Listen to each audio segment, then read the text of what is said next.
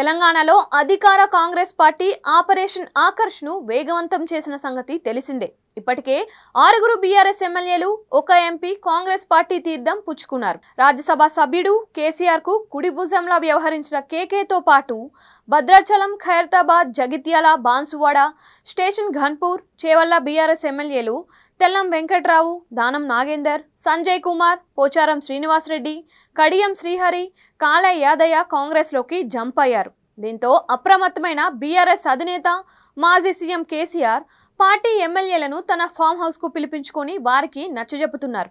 అయినా ఫలితం ఉండడం లేదు. కేసీఆర్ తన ఫామ్ హౌస్ లో ఎమ్మెల్యేలతో ఏర్పాటు చేసిన సమావేశానికి హాజరైన చేవల్లి ఎమ్మెల్యే కాలే యాదయ్య ఆ మరుసటి రోజే కాంగ్రెస్ లోకి జంప్ అయ్యారు. కేవలం ఈ 6 బీఆర్ఎస్ ఎమ్మెల్యేలే కాదని మరికొందరు కూడా పార్టీ మారతారనే ప్రచారం జరుగుతోంది. ఈ నేపథ్యంలో బీఆర్ఎస్ వర్కింగ్ ప్రెసిడెంట్ కేటీఆర్ నాయకత్వ లక్షణాలపై నీలినీడలు అలుముకున్నాయి. గ్రేటర్ హైదరాబాద్ మున్సిపల్ కార్పొరేషన్ పరిధిలో గతంలో బీఆర్ఎస్ కు పెద్దగా మద్దతు ఉండేది కాదు. అలాంటి దాన్ని ఛాలెంజింగ్ గా తీసుకొని జీహెచ్ఎంసీ ఎన్నికల్లో బీఆర్ఎస్ బాగా వేసేలా కేటీఆర్ బాగానే కష్టపడ్డారు.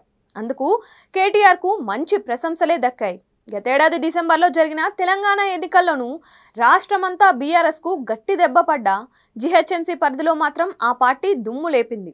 మొత్తం 15 స్థానాలు గెలుచుకొని విజయ నినాదం చేసింది. కాంగ్రెస్ ఒకే ఒక్క స్థానానికి పరిమితమైంది. అలాంటిది ఇప్పుడు కాంగ్రెస్ పార్టీ ఆపరేషన్ ఆకర్ష్ కు తెర తీయడంతో జీహెచ్ఎంసీ పరిధిలోని ఎమ్మెల్యేలు జారుకుంటున్నారు. ఖైరతాబాద్ ఎమ్మెల్యే దానం నాగేందర్ కాంగ్రెస్ లో చేరిపోయారు. బీఆర్ఎస్ ఎమ్మెల్యే లాసియా నందిత మృతితో కంటోన్మెంట్ ఉప ఎన్నికల్లో కాంగ్రెస్ పార్టీ విజయం సాధించింది. హైదరాబాద్ కు సమీపంలోని చేవల్య ఎమ్మెల్యే కాలే యాదయ్య కూడా కాంగ్రెస్ పార్టీలో చేరిపోయారు. దీంతో పార్టీని వదిలిపోతున్న వారిని పోకుండా చేయడంలో కేటీఆర్ విఫలం అవుతున్నారు అనే టాక్ నడుస్తోంది.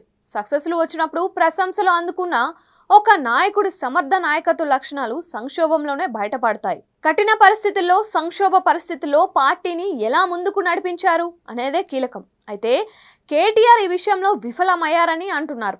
తాము చేజారిపోతున్న ఎమ్మెల్యేను కాపాడుకోవడంలో, వారిని పార్టీ మారకుండా నచ్చజెప్పడంలో కేటీఆర్ విఫలమయ్యారని చెబుతున్నారు. పెరుగుతున్న వయసు, వృద్ధాప్యం, అనారోగ్యం కారణంగా కేసీఆర్ అంతకు ముందులా క్రియాశీలకంగా లేరు. కేటీఆరే పార్టీని నడిపించాల్సి ఉంది. కానీ ఎప్పుడు ఏ బీఆర్ఎస్ ఎమ్మెల్యే కాంగ్రెస్లోకి చేరిపోతారో తెలియని పరిస్థితులు ఉన్నాయని అంటున్నారు. ఈ పరిస్థితిని కేటీఆర్ నాయకత్వ లక్షణాలకు గట్టి పరీక్షనని టాక్ నడుస్తోంది. మరి కేటీఆర్ ఆన్ డ్యూటీలో సక్సెస్ అవుతారా లేదా వేచి చూడాల్సిందే.